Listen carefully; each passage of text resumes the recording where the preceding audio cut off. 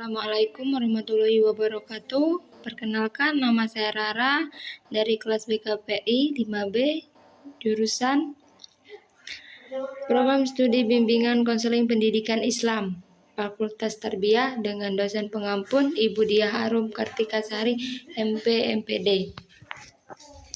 Baiklah, di sini saya akan menjelaskan yang pertama, latar belakang. Belajar merupakan suatu proses usaha yang dilakukan seseorang untuk memperoleh suatu perubahan tingkah laku yang baru secara keseluruhan sebagai hasil pengalamannya sendiri dalam interaksi dengan lingkungannya.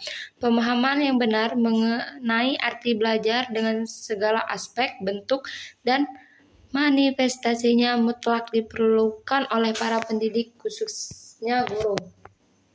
Rumusan masalah.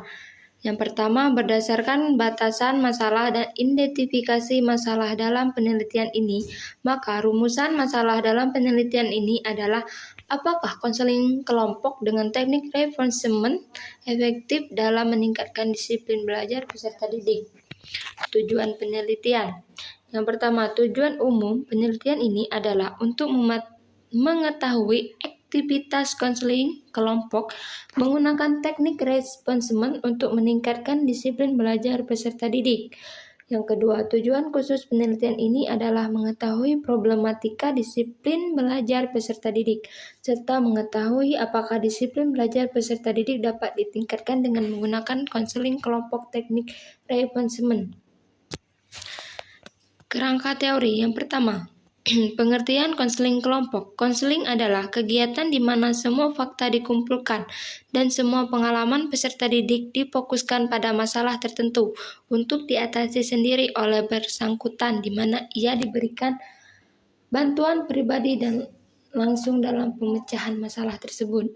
2. Tujuan layanan konseling kelompok. Tujuan dari hubungan konseling ialah terjadinya perubahan pada tingkah laku klien.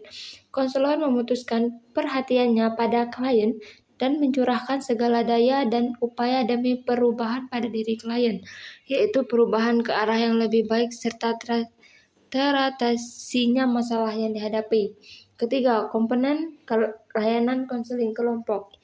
Adapun komponen-komponen yang terdapat pada layanan konseling kelompok adalah pemimpin kelompok dan anggota kelompok. Yang pertama, pemimpin kelompok, dan yang kedua, anggota kelompok tersebut. B. Teknik reinforcement. Pengertian reinforcement. Penghargaan mempunyai pengaruh positif dalam kehidupan manusia, yakni dapat mendorong seseorang untuk memperbaiki tingkah laku dalam meningkatkan usahanya. Begitupun dalam proses belajar mengajar, peserta didik berprestasi akan mempertahankan prestasinya, manakala guru memberikan penghargaan atas prestasi tersebut yang dia capai. C. Disiplin belajar. Pengertian disiplin belajar. Disiplin sangat penting bagi peserta didik. Oleh karena itu, disiplin harus ditanamkan secara terus-menerus kepada peserta didik. Jika disiplin sudah ditanamkan, maka akan menjadi kebiasaan bagi peserta didik.